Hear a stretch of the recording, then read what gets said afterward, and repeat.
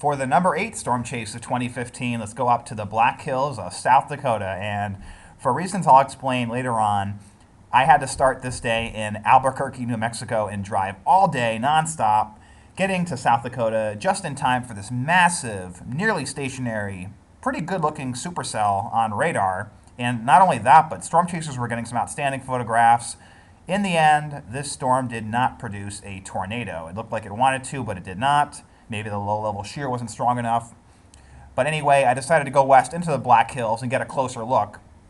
And despite all the trees, I did have a few glimpses like this of a large rotating mesocyclone. A pretty neat sight to see out here in the wilderness of the Black Hills of western South Dakota. But the backstory as to why I had started the day in New Mexico goes like this. So every spring, I go on this road trip, storm chase trip with a friend, usually in late May. In 2015, our first couple of days brought us to Colorado for what ended up being 2 busted storm chases. And on the second storm chase, we were in southern Colorado and decided to just go on a road trip, and we just drove into New Mexico and eventually hit the Grand Canyon, Las Vegas, Southern California.